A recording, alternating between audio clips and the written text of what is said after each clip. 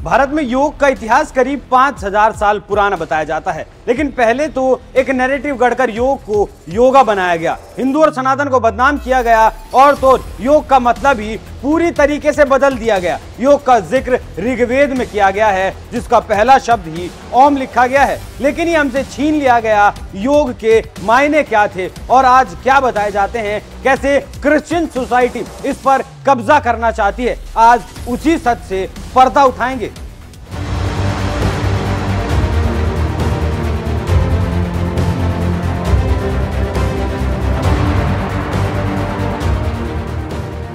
नमस्कार, NMF news देख रहे हैं आप। मैं हूं आपके साथ अभिषेक पुंडीर। सनातन में योग के जो मायने हैं, पश्चिमी देशों ने उन मायनों को ही बदल कर रख दिया। हिंदू संस्कृति के मुताबिक योग प्राचीन काल से ज्ञान विज्ञान से युक्त एक विशिष्ट पद्धति है। इसमें मनुष्य मात्र का समग्र उत्थान, विकास और उत्कर्ष के लिए अनेकविध उपाय प्रयोग संयोजित किए गए हैं। जीवन में प्रसुप्त, अविज्ञात और अजागृत शक्तियों का जागरण कर व्यक्तिगत को परम शिखर तक पहुंचाने की अपूर्व क्षमता योग के विविध साधन सामग्रियों में विद्यमान है। अंत में इस मोक्ष प्राप्त करने का इसे साधन कहा गया है। यह जीवन जीने की सबसे उत्तम कला बताई गई है, लेकिन पश्चिमी देशों ने इस पर कब्जा कर लिया।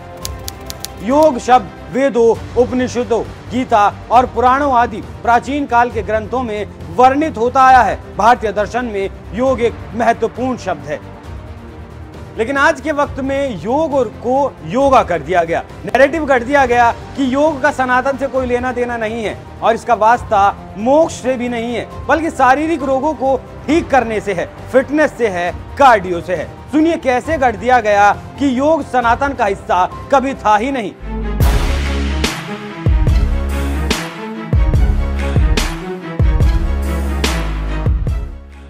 मामला 2013 का है, जब कैलिफोर्निया के एक स्कूल में योग सिखाया जा रहा था, तो वहां के बच्चों के माता पिता ने इसकी शिकायत स्कूल प्रशासन से की और कहा कि हिंदू पद्धति है और हमारे बच्चों को ये कैसे सिखाया जा रहा है, सनातन की शिक्षा दीक्षा हमारे बच्चों को नहीं दी जा सकती। स्कूल ने कहा कि ये बच्चों के स्वास्थ्य के लिए है, लेकिन माता पिता पहुंच गए कोर्ट में। कोर्ट ने स्कूल को भी सुना, माता पिता को भी सुना और फैसला सुनाया कि योग सनातन से नहीं आया, योग एक वैश्विक चीज है। योग का हिंदू धर्म या फिर सनातन से कोई लेना देना नहीं है। ये सिर्फ एक ऐसी प्रक्रिया है जो शरीर को स्वस्थ रखने में मदद करती है, जबकि योग का सीधा जुड़ाव भगवान शिव से बताया गया है और ऋग्वेद में बताया गया है। लेकिन ये कोई नहीं बताता, क्योंकि अगर बताया जाएगा तो हिंदू धर्म की उपलब्धियों में इसे गिना जाएगा, लेकिन ये हालेलुया गैंग वालों को कतई बर्दाश्त नहीं होगा। इसलिए इस बात को एक अलग ही रंग रूप दे दिया गया। 1970-1980 के दशक में फैलाया गया कि सनातन से योग का कोई रिश्ता नाता नहीं है। एक समूह ने इस बात का खूब बखान किया था कि कहा गया था कि हिंदू धर्म एक कल्ट है, जहां असमानताएं भरी पड़ी हैं। जाति के नाम पर भेदभाव, धर्म के नाम पर भेदभाव, जन्म के आधार पर भेदभाव, महिला के नाम पर भेदभाव, इस तरह का खूब जहर दुनिया के भीतर में भर दिया गया और कह दिया गया कि योग का नाता सनातन से हो ही नहीं सकता। जिस धर्म में इतनी असमानताएं हो, वहां से योग की उत्पत्ति आखिर कैसे हो सकती है, जबकि असल सच्चाई यही थी कि योग का जन्म ही सनातन से हुआ है। उसके बाद 90 के दशक में फिर एक मुहिम चलाई गई, जिसे ग्लोबलाइजेशन का दौर कहा गया था। कुछ इंटेलेक्चुअल लोगों का एक समूह तैयार किया गया और फैलाया गया कि योगा तो यूनिवर्सल है, मतलब सबका है। सनातन से अब तक इसका वास्ता बिल्कुल खत्म कर दिया गया था। योग से योगा कर दिया गया था। योग से जैसे ही योगा हुआ, मतलब भी बदल गया। योगा को शारीरिक परेशानियों को ठीक करने का एक तरीका बना दिया गया, लेकिन हमारा दुर्भाग्य हम इसे काउंटर नहीं कर पाए, क्योंकि हम उस वक्त अपने ही अंदर की लड़ाइयों में उलझे थे, अपने ही अंदर देश में जो चीजें चल रही थी उनमें उलझे रहे और अंतरराष्ट्रीय मंच पर योग को कैसे योगा कर दिया गया, उसका ग्लोबलाइजेशन से नाता जोड़ दिया गया और कह दिया गया कि योग का सनातन से कोई वास्ता नहीं है। हम उस चीज को कभी काउंटर नहीं कर पाए। सोचिए, 70 के दशक में कहा गया कि हिंदू धर्म को प्रमोट करने के लिए किया जा रहा है और 90 का दशक आते आते नैरेटिव बदल गया और योग को योगा कर दिया गया और ये यूनिवर्सल भी बना दिया गया। एक उदाहरण से समझिए, प्राणायाम योग में एक योग है जिसे अब डीप ब्रीदिंग का नाम दे दिया गया, मेडिटेशन बता दिया गया, शब्द बदलकर हमारे इतिहास से सनातन की धरोहर को चोरी कर लिया गया। लेकिन हम देखते रहे क्योंकि ये सब हमारे सामने ही तो हो रहा था। एक और उदाहरण से समझिए, जैसे गन पाउडर का सबसे पहले इजाद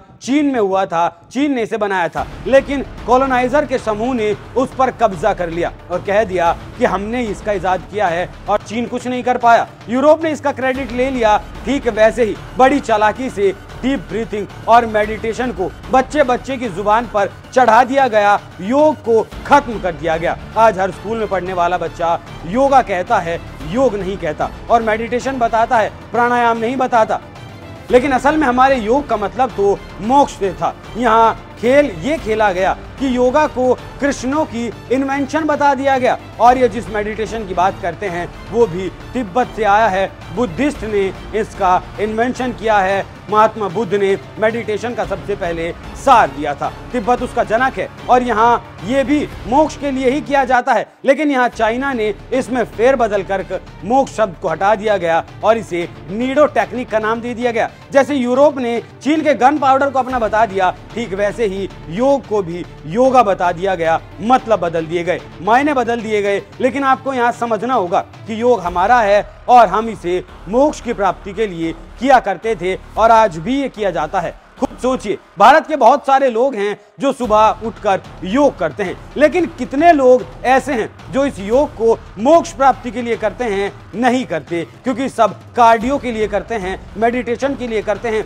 अपने शारीरिक जो उनकी परेशानियां हैं उन्हें ठीक करने के लिए करते हैं। एक भी इंसान इस देश के अंदर ऐसा मौजूद नहीं होगा जो योग को मोक्ष के लिए करता होगा, बल्कि योग तो वो करता ही नहीं है, वो तो योगा करता है, डीप ब्रीथिंग करता है, मेडिटेशन करता है। आज प्राणायाम नहीं करते, प्राणायाम को भुला दिया गया है, सूर्य नमस्कार को भुला दिया गया है। ऐसी नौबत हमने आने ही क्यों दी है? क्योंकि हमें नहीं पता कि योग का महत्व हमारे वेदों में, हमारे पुराणों में क्या बताया गया है और असल में योग का महत्व हर एक इंसान के जीवन पर क्या पड़ता है, योग क्यों किया जाता है। तो अगर आप भी सोचते हैं कि योग यूरोप से आया है, डीप ब्रीथिंग के लिए किया जाता है, मेडिटेशन के लिए किया जाता है, तो भूल जाइए। योग हम मोक्ष के लिए करते आए हैं। खुद सीखिए, अपने बच्चों को सिखाइए कि योगा योग नहीं है, ये योग है। कार्डियो करने के लिए नहीं, मोक्ष प्राप्ति के लिए किया जाता है। कृष्णों ने जो गढ़ा है उससे बाहर आइए और सोचिए अपने इतिहास को